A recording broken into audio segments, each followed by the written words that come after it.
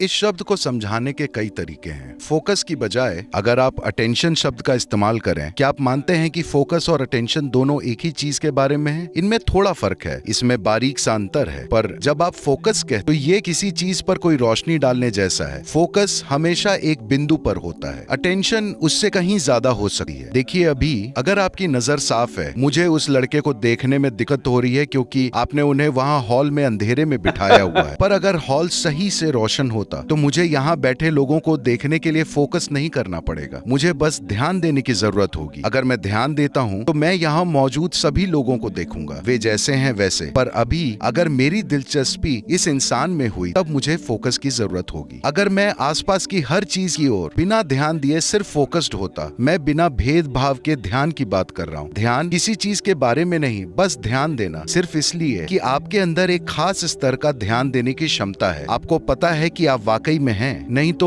मान लीजिए नींद में, आपके अनुभव में ना तो दुनिया मौजूद होती है और ना ही आप होते हैं। कुल मिलाकर हुआ यह है कि कोई ध्यान नहीं देता। क्योंकि कोई ध्यान नहीं देता, इसलिए किसी तरह का कोई बोध नहीं है। तो पहली चीज है ध्यान देना, ताकि हर चीज की एक आम समझ हो। उसके बाद एक खास रुचि की बात होती है, तब हम अपना ध्यान उस खास रुचि पर लाकर फोकस कर लेते हैं। तो फोकस का उद्देश्य या परिभाषा क्या है? फोकस का क्या इस्तेमाल है? फोकस हमें कहाँ ले जा सकता है? हम किसी चीज पर सिर्फ इसलिए फोकस कर रहे हैं क्योंकि हमारे ध्यान की तीव्रता काफी नहीं है। अगर हमारा ध्यान बहुत तीव्र होता तो आपको किसी भी चीज पर फोकस करने की जरूरत नहीं होती। योगिक प्रणाली में हमारे पास दशावधानी, शतावधानी नाम की चीजें होती हैं। इसका मतलब है कि एक आदमी एक समय में 10 चीजें करता है, दूसरा आदमी एक समय में 100 चीजें करता है। वो संगीत का कोई विशेष राग गाएगा और उसी समय वो मैथ्स की एक बहुत ही पेचीदा समस्या को सुलझाएगा और उसी समय वो कविता लिखेगा। इस तरह वो 10 या 100 चीजें करेगा। ऐसे लोग मौजूद हैं। या तो आप इसका इस्तेमाल स्टेज पर दिखाने के लिए कर सकते हैं, या आप इसे अपने जीवन में इस्तेमाल कर सकते हैं। आप एक व्यवसायी हैं, ये बहुत महत्वपूर्ण है। अगर आप सड़क पर चल रहे हैं तो आप कुछ ऐसा देख सकते हैं जिसे ज्यादातर लोग नहीं देख पाते। तभी आप एक लीडर बनते हैं, क्योंकि आप वो चीजें देखने में काबिल हैं जिन्हें अभी दूसरों को देखना बाकी है। तभी आप एक लीडर का स्थान संभालते हैं, क्योंकि असल में लीडर यानी कि आप ऊंचे स्थान पर बैठे हैं। एक बार जब आप मचान पर होते हैं तो आपको दूसरों से बेहतर देखना चाहिए। तो ध्यान वो आयाम है जो आपको उस मचान पर ले जाएगा। अगर सब कुछ को लेकर आपका ध्यान बहुत पैना होना है तो आपको भेदभाव करना बंद कर देना होगा कि मुझे ये व्यक्ति पसंद है, मुझे ये व्यक्ति पसंद नहीं है, ये अच्छा है, ये बुरा है, ये सुंदर है, ये सुंदर नहीं है, ये उपयोगी है, ये उपयोगी नहीं है। अगर आप किसी तरह का भेदभाव नहीं करते, बस ध्यान देने पर काम करते हैं, किसी चीज पर ध्यान देना नहीं बल्कि सुपर अटेंटिव बनना, साफ ध्यान देना, किसी चीज को लेकर नहीं। देखिए, ये योगिक प्रक्रिया का एक बहुत ही जरूरी पहलू है कि हम अपनी ध्यान देने की शक्ति पर काम करते रहते हैं। हम अपने ध्यान को ऊंचे से ऊंचे स्तर तक उठाते चले जाते हैं, ऊंचे से ऊंचे वोल्टेज और तीव्रता तक। अब हम फोकस को बढ़ावा नहीं देते, क्योंकि फोकस का मतलब है पूरे ध्यान को एकाग्र करके एक व्यक्ति पर डाल देना। मान लीजिए आपने अपना पूरा फोकस एक बिंदु पर डाल दिया और आपको उस बिंदु में कुछ भी काम का नहीं मिला,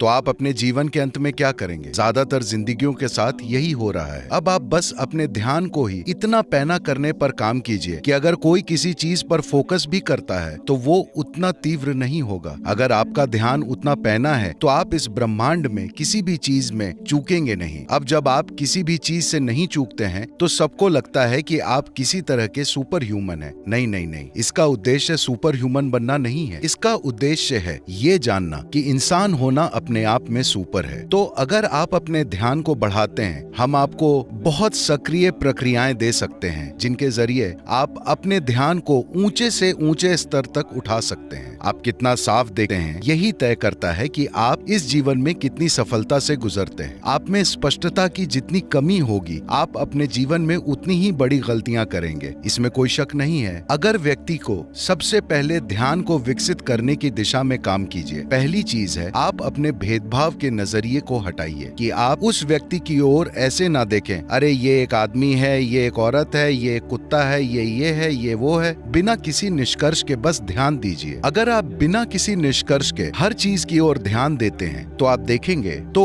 ध्यान के स्तर को बढ़ाना फोकस से ज्यादा महत्वपूर्ण है। अगर आपको अभी किसी चीज पर फोकस करने की जरूरत है तो आप कर सकते हैं। तो मानसिक फोकस एक सीमित संभावना है, पर ध्यान को बढ़ाना आपको आखिरकार ऐसे स्थान पर ले जाएगा जहां आप कॉन्शियस यानी जागरूक हो जाते हैं। या दूसरे लोगों के शब्दों में सुपर कॉन्शियस। ये बस जागरूक या कॉन्शियस होना है। ध्यान को बढ़ाने के कई तरीके हैं। यहाँ कुछ विस्तृत तरीके हैं। ध्यान की अभ्यास रखें। ध्यान को बढ़ाने के लिए नियमित अभ्यास करना महत्वपूर्ण है। आप ध्यान के लिए स्थिर और नियमित समय निकाल सकते हैं, जैसे कि प्रातः या शाम को। विवेकपूर्ण विनियमित आहार। सही आहार का सेवन करने से आपकी मानसिक और शारीरिक स्वास्थ्य में सुधार होता है, जिससे ध्यान बढ़ाने में मदद मिल सकती है। योग और प्राणायाम। योग और प्राणायाम ध्यान को बढ़ाने के लिए बहुत फायदेमंद होते हैं। ध्यान के लिए अलग अलग आसनों का अभ्यास करें, जैसे कि ताड़ासन, वृक्षासन और ध्यान का आसन। व्यायाम। नियमित व्यायाम करना भी ध्यान को बढ़ाने में मदद कर सकता है। यह मानसिक तनाव को कम करने में मदद करता है और मानसिक क्लेंस को बढ़ाता है। ध्यान का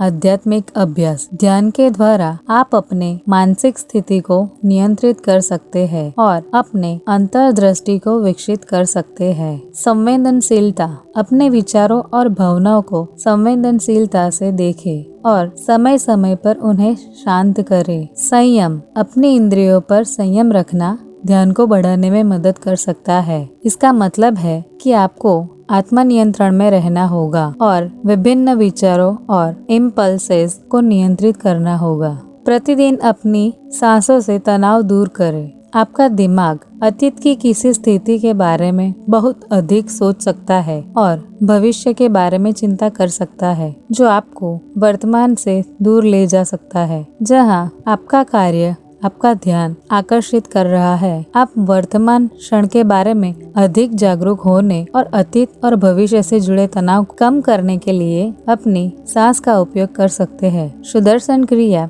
एक लयबद्ध सांस लेने की तकनीक है, जो तनाव को काफी कम करती है और आपके दिमाग को वर्तमान में रहने के लिए प्रशिक्षित करती है। विश्राम और नींद। पर्याप्त आराम और नींद की अवधि बनाए रखना भी ध्यान को बढ़ाने में महत्वपूर्ण है। जितना अधिक आप आराम करेंगे, आपका ध्यान उतना ही बेहतर होगा। आपको हर रात 8 घंटे की गुणवत्तापूर्ण नींद लेनी होगी। यदि आपको नींद की समस्या है तो सुदर्शन क्रिया का अभ्यास करें, जो नींद में सुधार करने में सिद्ध हुई है, और अपनी नींद में सुधार के लिए बुनियादी नींद स्वच्छता का पालन करें।